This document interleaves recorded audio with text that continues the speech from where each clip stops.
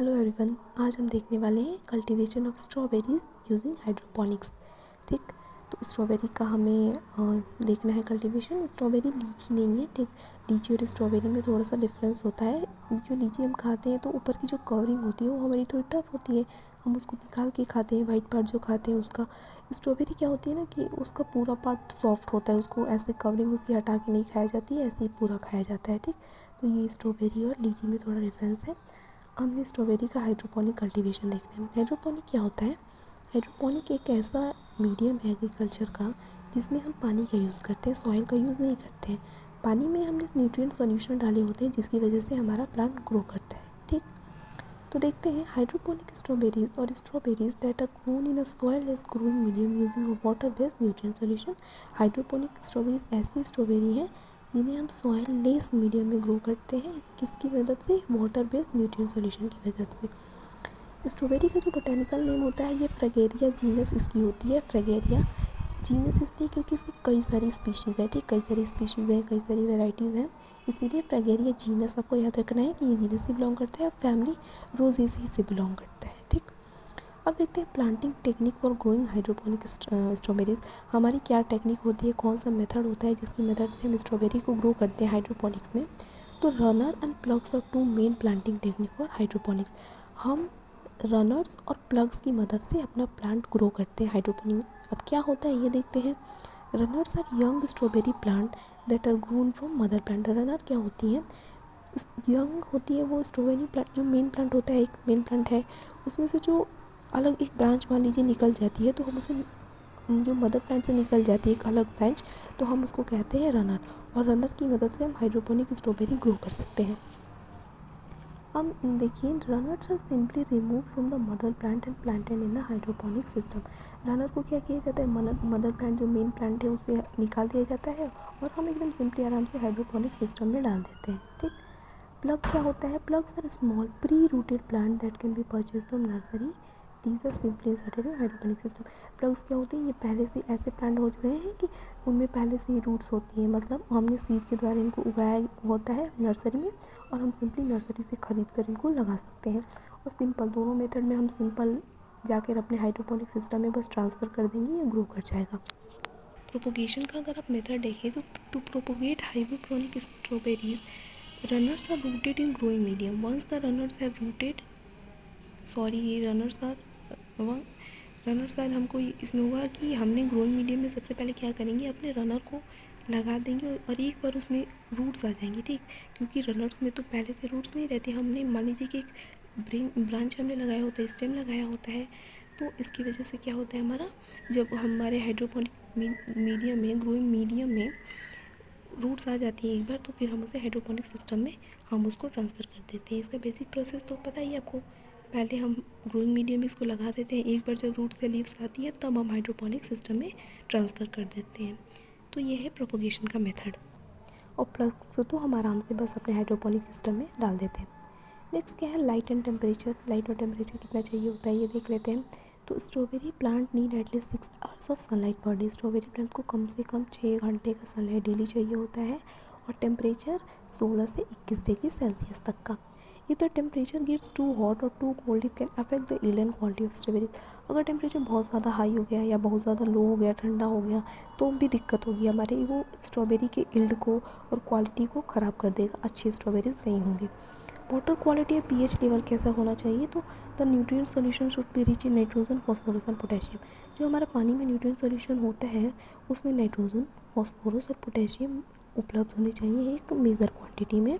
And pH level should be between 6 and 7, मतलब neutral होना चाहिए। ठीक, उसके बाद क्या है? Choosing the quality plants.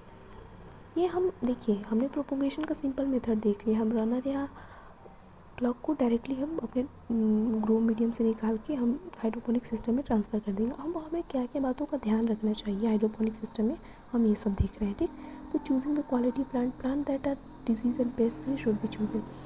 हमें ऐसे प्लांट चूज़ करने चाहिए अपना कल्टीवेशन के लिए जो डिजीज़ फ्री हो, पेस्ट फ्री हो, ऐसे प्लांट को चूज़ करना चाहिए। ग्रोइंग मीडियम क्या होना चाहिए? तो there are variety of different growing medium such as perlite, vermiculite, rock wool, coconut coir etcetera. ये हम पहले से भी जानते हैं, हर हाइड्रोपोनिक सिस्टम में कल्टीवेशन में यूज़ किया जाता है हर प्लांट के।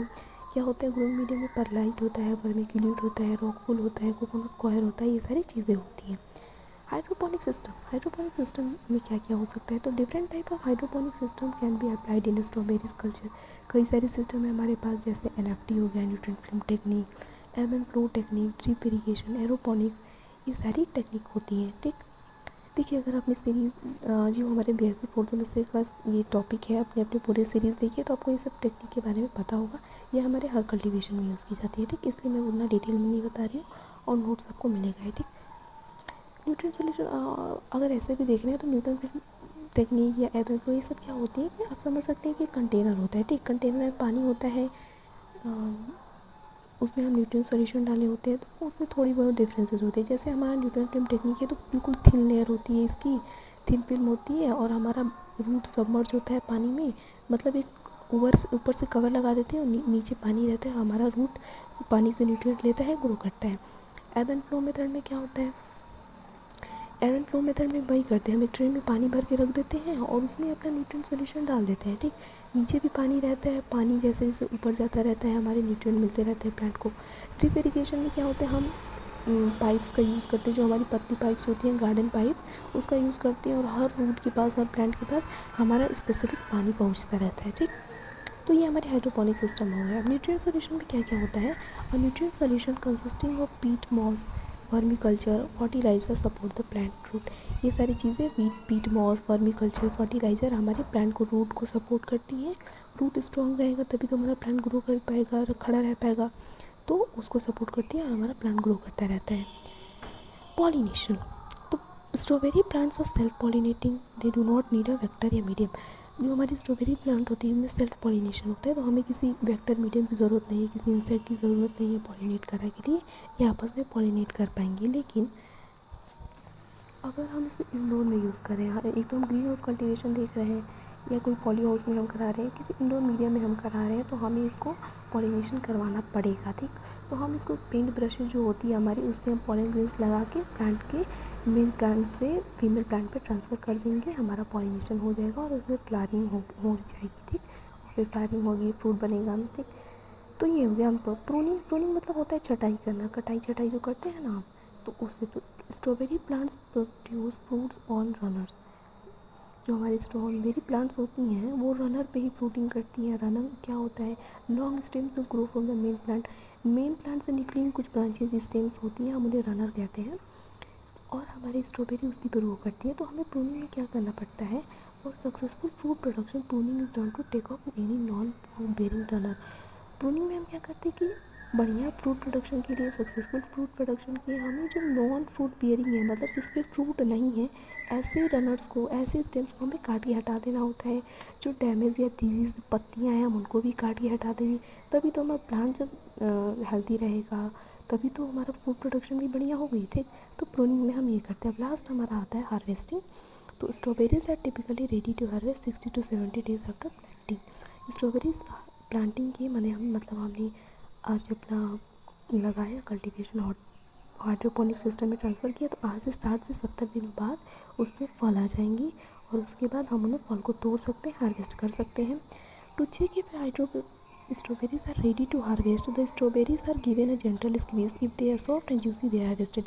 ये क्या बोल रहा है कि अगर हमें चेक करना होता है कि स्ट्रॉबेरीज तोड़ने के लिए तैयार हो गई, वो पूरी तरह से तैयार हो चुकी हैं, तो हम उसको हल्का से स्क्वीज़ करेंगे, हल्का से दबाएंगे, और अगर वो एकदम बिल्कुल सॉफ्ट होंगी और जूसी होंगी, तब हमें ये पता चल जाएगा कि हाँ वो बिल्कुल तैयार है तोड़ने के लिए, हम उसे तोड़ सकते हैं। ठीक, तो ये हमारी हाइड्रोपोनिक्स कल्टीवेशन हो गई स्ट्रॉबेरी की।